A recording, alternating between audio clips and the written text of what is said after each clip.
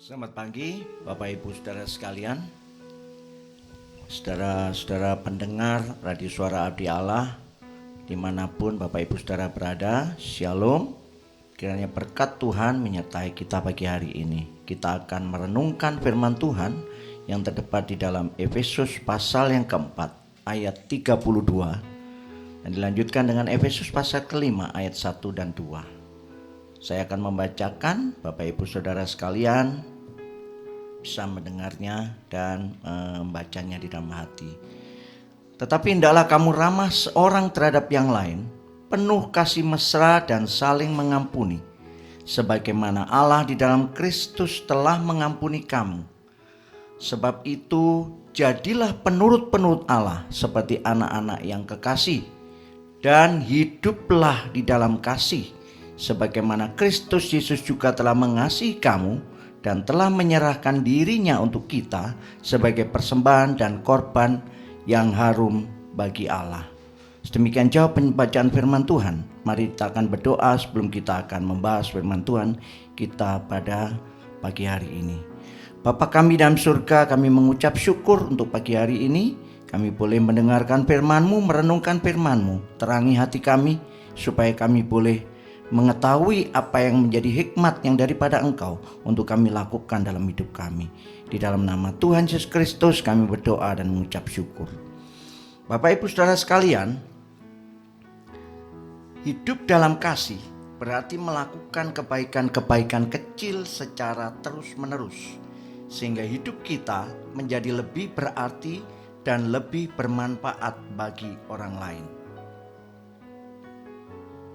Sebuah cara praktis untuk mengungkapkan kasih kita sebenarnya hanya sekedar kirim WA melalui HP di medsos dan sedikit perhatian. Kita semua pernah merasakan dorongan untuk mengirim WA yang tanpa disadari dapat mencerahkan hidup orang lain. Seorang pendeta muda terhibur dengan kiriman WA yang diterimanya dari seorang jemaat, yakni seorang arsitek yang sangat sibuk. Kiriman WA tersebut hanya berbunyi, "Khotbah Anda telah menggugah hati saya hari Minggu yang lalu, saat saya berada dalam kebimbangan dan terluka. Terima kasih atas khotbah Anda." Dan kata-kata tersebut telah menyentuh hati sang pendeta yang sedang putus asa dan sedih dan menguatkannya untuk meneruskan pelayanan.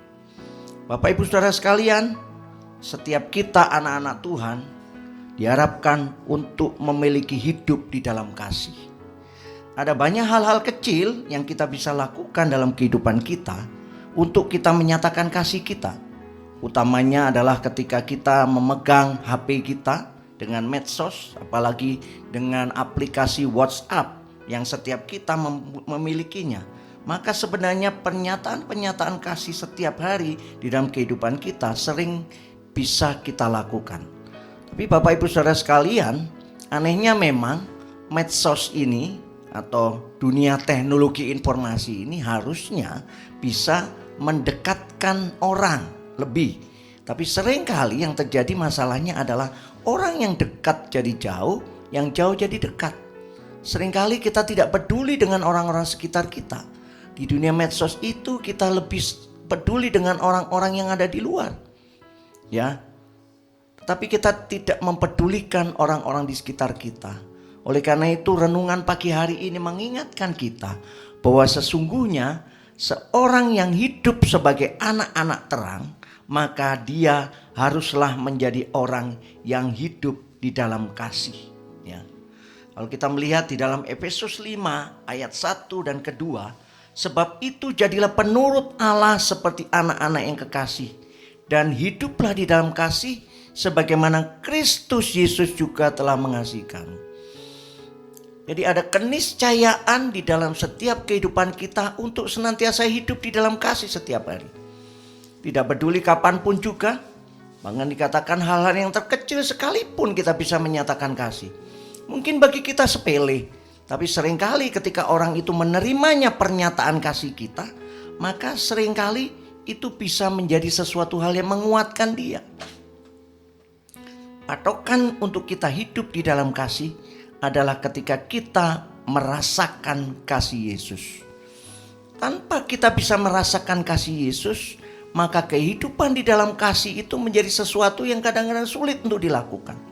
Tapi setiap hari ketika kita bisa merasakan kasih Yesus, bahkan kasih Yesus yang terbesar adalah Dia telah menyerahkan dirinya untuk kita di dalam bukti mengasihi kita, maka kehidupan kita yang ada di dalam kasih setiap hari kita harus wujudkan di dalam kehidupan kita.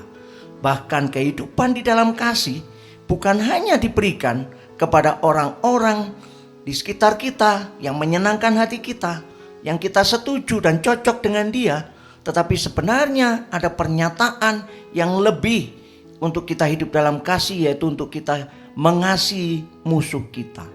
Oleh karena itu, hal-hal yang terkecil yang kita bisa lakukan di dalam hidup kita untuk kita mengasihi orang di sekitar kita dengan melihat kasih Tuhan kepada kita, maka itu adalah menjadi sesuatu hal yang kita bisa lakukan di dalam kehidupan kita setiap hari. Kalau kita tidak pernah bisa belajar dengan orang-orang di sekitar kita yang setiap hari, mungkin orang-orang yang sering menyakiti kita, yang mengecewakan kita, bahkan orang-orang yang tidak cocok dengan kita, tapi kita senantiasa menyatakan kasih kita kepada dia dengan cara adalah untuk bisa mengampuni mereka, maka kehidupan di dalam kasih menjadi sesuatu yang sulit kita lakukan. Ayat 32 di dalam Efesus 4:4 berkatakan, tetapi hendaklah kamu ramah seorang terhadap yang lain, penuh kasih mesra dan saling mengampuni. Saling mengampuni menjadi sesuatu hal yang ditekankan oleh Paulus ketika dia menuliskan suratnya kepada jemaat di Efesus, yaitu saling mengampuni dengan penuh kasih mesra.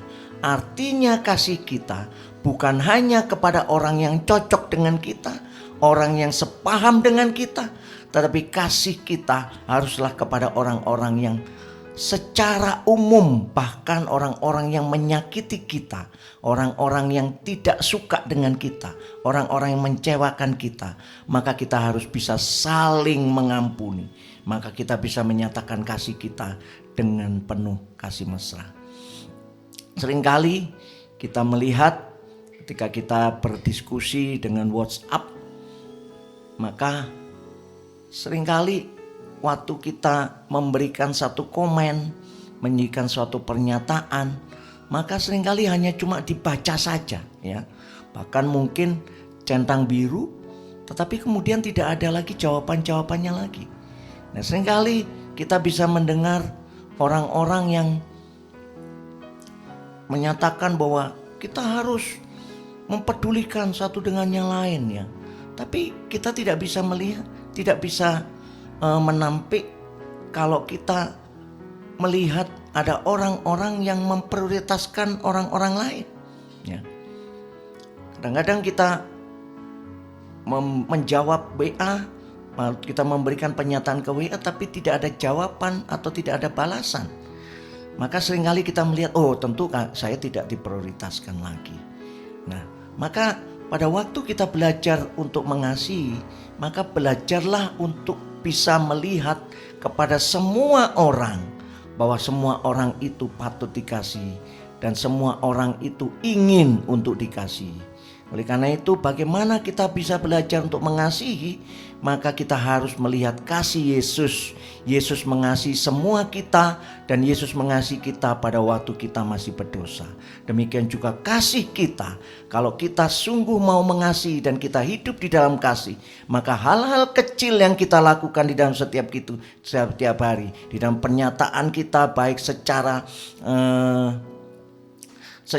verbal kepada orang di sekitar kita maupun secara digital melalui WA, melalui medsos dan sebagainya, maka kita bisa memberikan pernyataan itu tanpa membedakan satu dengan yang lain. Baik orang yang disukai, baik itu juga musuh atau orang yang tidak menyukai kita, orang yang mungkin mengecewakan kita, maka kita harus mengampuni mereka sehingga kita bisa mengasihi dan kita bisa memberikan pernyataan yang sama dengan orang-orang lain yang menyukai kita.